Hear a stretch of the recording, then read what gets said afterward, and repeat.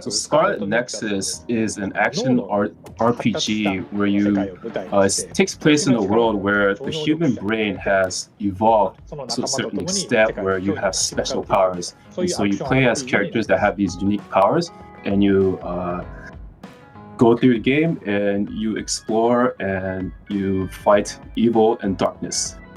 Excellent.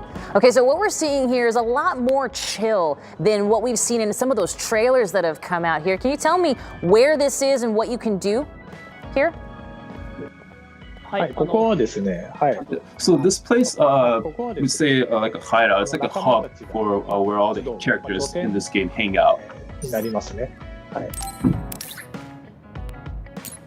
Seems like a nice place to hang out. I love it. So while we're looking at this gameplay, talk to me about the gifting feature. How are players going to use that feature? So gifts is something that you can sort of send to your allies, your NPC characters in this game, and this is going to increase what is called a bond. It's sort of a like a friendship, this bond with those characters, and by increasing this bond with those characters, it powers up the powers that you can actually borrow from those characters. Nice. Okay, I like that. So let's talk about past trailers and gameplay videos that we've seen the male protagonist. But of course, we're playing as a female character. What is her name? What can we also play as her? So at the start of this game, you can actually select between a male character and female character. The female character is named Kasane Randall, and she is also another new recruit to the OSF, the Other Suppression Force, and she's one of the members of the elite force. She like the main male character, has a similar telekinesis abilities, but it differs in sort of the characteristics from the male character, so that's something to look out for. Awesome. Yeah, I know a lot of people got very excited when Kasane was showcased at the Tokyo Game Show release, so that was really awesome. But let's talk about the art direction and style here, because I'm looking at these streets. They've got this sort of modern but also somewhat retro feel. I'm curious what inspired this art direction and style. So our art direction and the inspiration for this sort of setting and environment is sort of this near futuristic urban setting of 90s Japan. So it's going back to sort of 1990s atmosphere, and the intent was for the player to have a sort of nostalgic feel when they're playing this game, but also added some new sort of unseen elements to give sort of distinction from other game environments you see in other video games. Definitely, it is definitely unique to be sure. We're seeing combat now on our screens here. Can you tell us how that combat works? So there's two major elements to the battle system. One is this superpowers that you see for is the telekinesis system, and this is more sort of a long-range attack, and it's also combined with melee attacks using weapons. So you can see through the gameplay that utilizes those two things kind of fluidly. And the second element of this game combat system is what's called a SAS system, in which you can borrow the powers, the telekinetic powers from your allies, and so you can adapt the powers that you use depending on the enemies that you're facing. So those are the two major elements of combat. Well, and this combat looks incredible, and fluid is definitely the word. Let's talk about Kasane and her powers. Where do they come from, and what did they let her do? We're seeing some of it right now. So Kasane uses her telekinetic abilities to really move objects in the environment around to attack her opponents. And other than her telekinetic powers, she uses throwing knives, kind of like kunai, you just kind of throw them from a distance.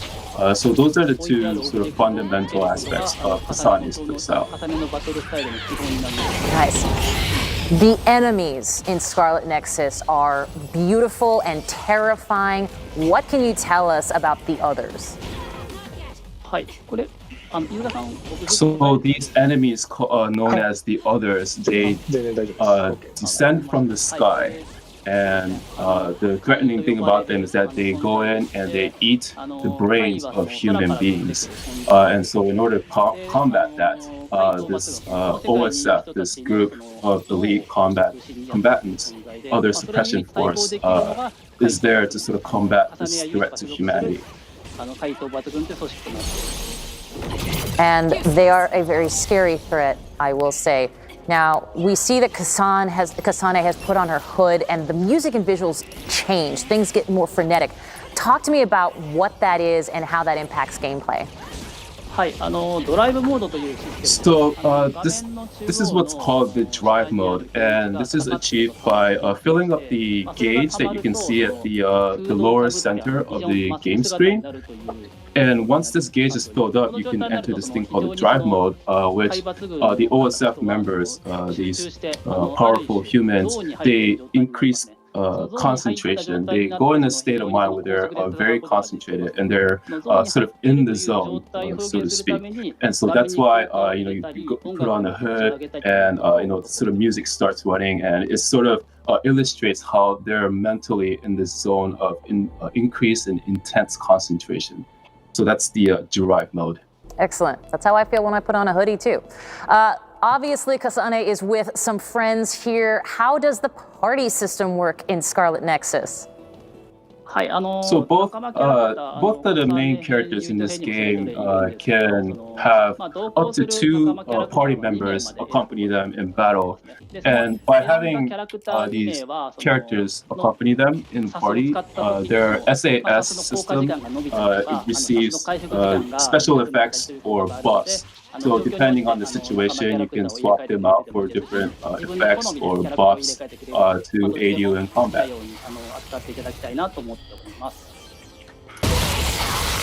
Well, let's talk about some of those party members. Are there any interesting, unique highlights that you want to share from the party member branch?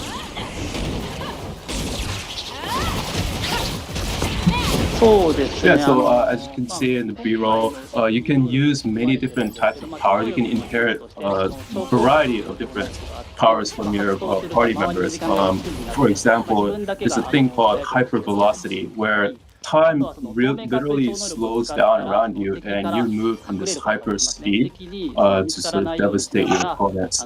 There's another example where you can use invisibility to sort of go undetected from the enemies and use very heavy charged attacks to basically wipe out your enemies in one hit. And so there's a lot that you can choose from depending on different situations, so that's something to really look forward to. Excellent. Well, I know that the brain map is something that's really important to the core of this game. What is it and what does it do? So the brain map is essentially a skill tree where you can sort of develop and expand the brain functionalities and brain waves of these characters. So as you progress through this brain map, you can unlock different skills or enhance existing telekinetic skills to sort of improve your advantages in the battlefield. Nice. Excellent. Okay, so one thing we did see Kasane do earlier was walk through police lines, and I'm curious about these virtual elements within the city. Why are they important, and what is it that you're excited for fans to witness with these? Yeah,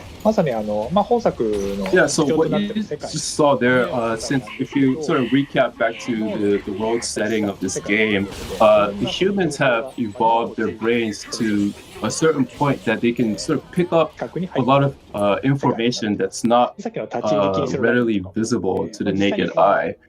So the police line you saw there is something that is this sort of virtual information that they can just pick up on the spot as they go. And so that's what's going on there. So yeah, players can look forward to these sort of unique aspects and how their enhanced, evolved brains interact with the game environment. Well, they can look forward to a number of unique aspects for this game. We're unfortunately run out of time here, but I want to say thank you both.